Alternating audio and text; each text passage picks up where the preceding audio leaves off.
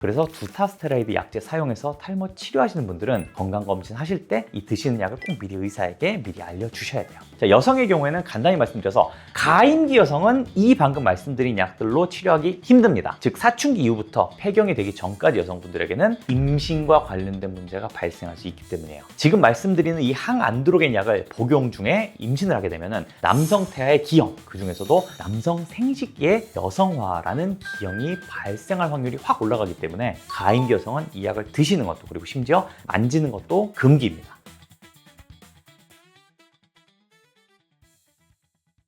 자, 이전 영상에서는 안드로겐성 탈모증의 원인, 그리고 집에서 할 수 있는 간단 관리법에 대해서 말씀을 드렸었죠. 그럼 이번 시간에는 안드로겐성 탈모증의 치료에 대해서 말씀을 드리겠습니다. 자, 안드로겐성 탈모증 치료는 외용제, 내복약, 모발 치료, 그리고 모발 이식술로 크게 나눠집니다. 자, 근데 먼저 치료 약제와 치료법 설명드리기 전에 하나 먼저 짚고 넘어갈 게 있어요. 제가 항상 환자분들께 치료 시작하기 전에 꼭 미리 드리는 말씀이에요. 탈모 치료는 농사를 짓는 겁니다. 황폐해지고 사막화되고 자갈밭이 돼서 머리카락이 모두 빠진 탈모가 진행된 두피를 다시 경작을 하고 비료를 뿌리고 밭을 갈아서 다시 식물이 자라게, 다시 머리카락이 자라게 하는 과정이 바로 탈모 치료예요. 자, 그런데 여러분, 농사를 짓는데 보통 시간이 얼마가 들죠? 1년 아닌가요? 1년? 똑같습니다. 탈모 치료도 1년 치료가 기본 치료의 시작이에요. 자, 막 머리가 빠져나가는 걸 매일 이렇게 지켜보다 보면은 그 조급한 마음은 충분히 이해하겠습니다만은 아무리 빨리 진행을 해도 약 쓰고 치료 시작을 해도 첫 3개월에서 6개월간은 빠지는 머리카락이 줄어드는 단계예요.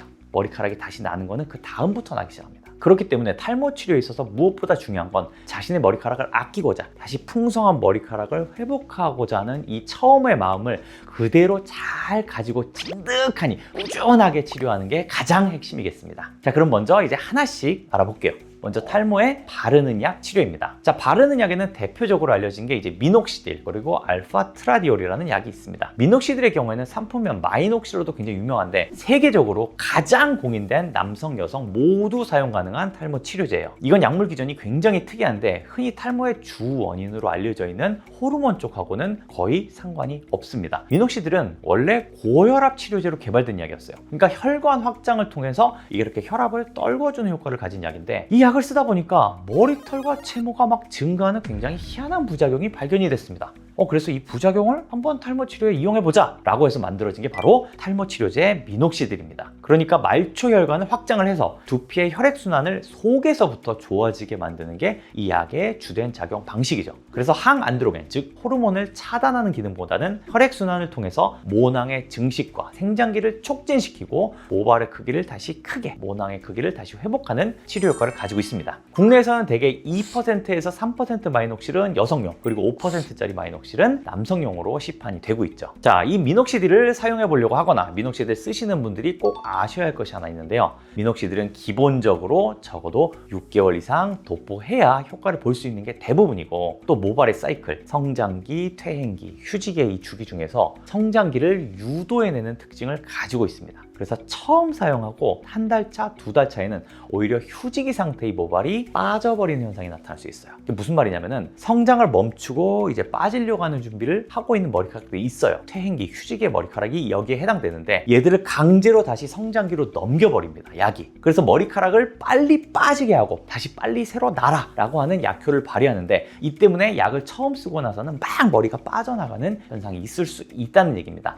이거를 헤어 쉐딩 현상이라고 하는데, 이건 미녹시딜이 정상적인 작용을 하고 있다는 뜻이기 때문에 꼭 사용하시기 전에 놀라지 않도록 미리 알고 계셔야 되는 상황입니다. 자, 널리 알려진 미녹시딜 제제의 부작용은 크게 두 가지가 있습니다. 하나는 접촉 피부염, 즉 약을 바른 자리가 바로 막 이렇게 간지럽고 빨개지고 이제 이런 현상이고요. 두 번째는 원치 않는 부위의 모발 성장, 즉 다모증입니다. 되게 머리에 바르고 나서 약간 떨어진 자리로 생기는데 뭐 이마 자리나 이런 구렛나루 자리, 이런 자리가 덩달아서 막 털이 자라나는 그런 현상이 생기고요. 보통 사용하신 분들의 약 3%에서 5% 정도에서 생긴다고 알려져 있습니다. 자, 두 번째 도포약인 알파트라디올은 미녹시딜보다는 비교적 좀 최근에 개발된 이런 약제로서 주로 여성형 탈모에 쓰이는 약이고요. 상품명으로는 엘크라넬이 가장 대표적인 약입니다. 자, 얘는 바른 부위에 이 여성 호르몬을 활성화해주는 작용을 하는데 알파트라디올 성분이 탈모의 주 원인인 남성 호르몬, 이 테스토스테론을 여성 호르몬인 에스트라디올로 전환시켜주는 효과가 있습니다. 또 여기에 더해서 테스토스테론이 모발을 공격하려면은 이 5알파 환원 요소에 의해서 DHT라는 공격 모드로 바뀌는 과정이 필요한데 바로 이 남성 호르몬을 활성화시켜주는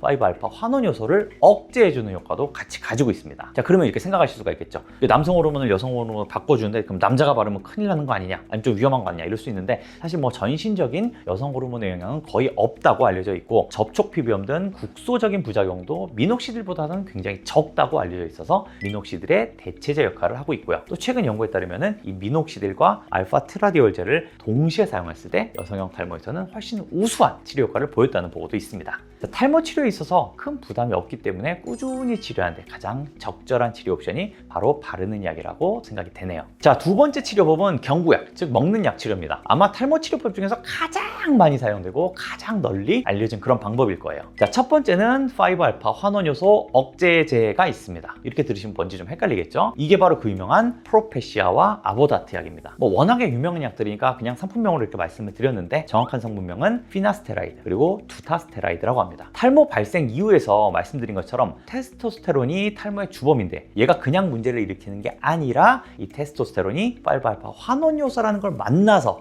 DHT라는 형태로 바뀌는데 이게 바로 진짜 머리카락을 공격하는 거라고 보시면 되죠. 바로 이 5알파 환원요소를 억제해서 남성 호르몬이 공격 모드로 바뀌지 못하게 하는 약이 바로 이 프로페시아와 아보다트라는 약입니다. 자, 차이가 있다면 예전부터 사용되던 프로페시아, 즉 피나스테라이드 제제는 제2형 5알파 환원요소만 억제하는데 비교적 최근에 개발된 아보다트, 즉 두타스테라이드 제제는 제1형과 제2형 5알파 환원요소를 모두 억제한다는 차이가 있습니다. 그 때문에 두타스테라이드가 피나스테라이드보다 효과가 더 우수하다는 연구가 많이 있는데 아직은 좀 찬반 논란이 있는 편이기 때문에 두 약제 중에 선택을 하시려면 한번 피부과 전문의와 상의를 해보시는 게 좋겠습니다. 자, 그럼 이 약물들의 부작용을 설명을 드릴게요. 얘들은 특이하게 남자한테 나오는 부작용하고 여자한테 나오는 부작용이 서로 다릅니다. 자, 먼저 남자는 남성 호르몬을 억제하는 부작용 때문에 부작용의 대부분이 다 비뇨기과적인 문제로 나타나요. 성욕 감퇴, 정액량 감소, 정자의 운동능 감소, 발기부전 뭐 이런 문제들이에요. 그리고 대부분의 경우 부작용을 인지하고 약을 끊으면 자연스럽게 호전이 되게 됩니다. 또 하나는 비교적 최근 약인 두타스테라이드 쪽 부작용인데 연세 드신 남성분들 같은 경우에서는 건강검진에 꼭 포함되는 항목이 하나 있어요. PSA라고 하는 항목인데 이게 전립선 암 검사거든요. 근데 두타스테라이드 쪽 약을 꾸준하게 드신다면 이 PSA 항목이 이상현상이 있을 때 검사가 잡아내질 못하는 경우가 왕왕 생깁니다. 그래서 두타스테라이드 약제 사용해서 탈모 치료하시는 분들은 건강검진 하실 때 이 드시는 약을 꼭 미리 의사에게 미리 알려주셔야 돼요. 자, 여성의 경우에는 간단히 말씀드려서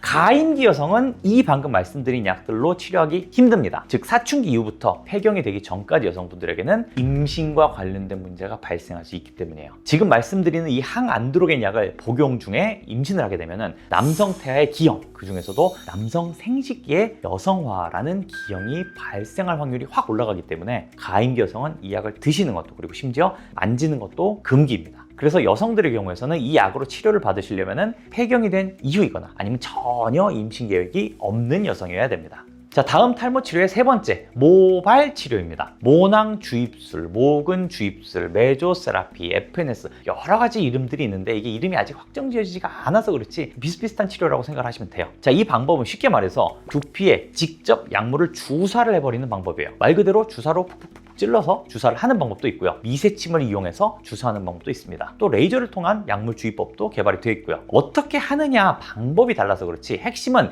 약물을 모낭까지 전달을 해서 퇴화해서 죽어가는 모낭과 모근을 다시 살려서 다시 활성화해내는 게 이 치료의 핵심입니다. 그리고 이때 사용되는 약물들은 모발 성장 인자 성분이나 줄기세포의 추출물, 아미노산과 비타민이 풍부한 태반 추출물, 혈액순환을 촉진시키는 아미노산, 펩타이드 함유제, 그리고 펜톡시필린, 그리고 항산화 작용이 있는 비오틴 등등등등 여러 가지가 모낭에 효과적인 약물들이고 이런 효과적인 약물들을 섞어서 주사제로 만들어서 사용을 하게 됩니다. 이렇게 모낭과 모근에 직접 약물을 주입을 함으로써 세포 레벨에서부터 재생을 시켜서 발모 효과를 내는 치료법이죠. 또한 2020년 첨단 재생의료법이 통과가 되면서 우리나라에서 통과가 됐어요. 그간 제한돼 있던 이 줄기세포 연구와 시술이 국내에서도 활발해짐에 따라서 줄기세포를 이용한 모발 치료의 발전이 가장 기대되는 영역이기도 합니다. 자, 마지막 탈모 치료의 네 번째 치료이자 진짜 탈모의 마지막 치료, 모발 이식술입니다. 자, 우리가 두피 있는 머리카락이 다 비슷하다고 생각하는데 사실 그렇진 않습니다. 특히 이 머리의 앞부분, 머리 뒷부분, 후두부 이 두 쪽은 완전히 다른 세포에서 기원을 해요. 다른 세포에서 만들어져서 최종적으로 여기서 만나게 되거든요. 그렇기 때문에 특성과 성상이 다 다른데 가장 큰 특징이 뭐냐면은 이 후두부의 모근은 남성 호르몬의 영향을 받지를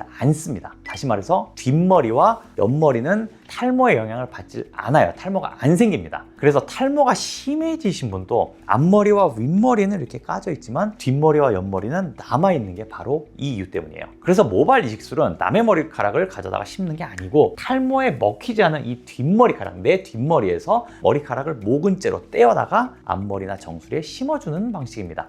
저는 쉽게 이거를 모내기를 한다라고 불러요. 자, 모내기 하시면 이해하기 쉽죠? 이렇게 옮겨 심는 거니까. 모발 이식술은 머리카락을 길러내는 게 아니라 잘 살고 있는 머리카락을 모근과 모낭째로 떼어서 옮겨서 이렇게 심는 방법입니다. 따라서 모든 탈모 치료 중에서 가장 강력하고 가장 즉각적이고 가장 효과가 확실한 방법이죠. 예전에는 미국과 유럽에서는 이제 처음 우리나라 도입됐을 때 절편 이식법이다라고 해가지고 이 뒷부분을 절개를 해서 피부를 그냥 통으로 옮겨서 이식하는 이런 방법이 많았는데 이게 흉터 문제가 굉장히 좀 많아서 현재는 좀 덜 사용되는 방식이고요. 요새 이제 국내에서는 모낭 단위 적출술, 그러니까 모낭 하나를 옮겨 심는 방식이 많이 쓰이고 있습니다. 거기에 더해서 비절개 모발 이식법이나 아니면 최근에는 로봇 모발 이식법도 발전을 하고 있는 실정이죠. 자, 지금 이 영상을 시청하고 계신 분들 중에서도 탈모 증상으로 스트레스를 받고 계신 분들이 있을 것 같아요. 앞서 말씀드린 것처럼 탈모는 조기 발견과 적절한 치료를 통해서 개선을 기대를 할 수가 있습니다. 그런 지금 나에게 나타나고 있는 증상을 머리카락이 빠지는 거를 그냥 대수롭지 않게 여기지 마시고 가능한 빨리 병원에 내원을 해서 적극적으로 치료를 계획하시기를 바라겠습니다. 자, 오늘 영상이 도움이 되셨다면 좋아요와 구독 부탁드리면서 궁금한 점은 댓글로 남겨주시기 바랄게요.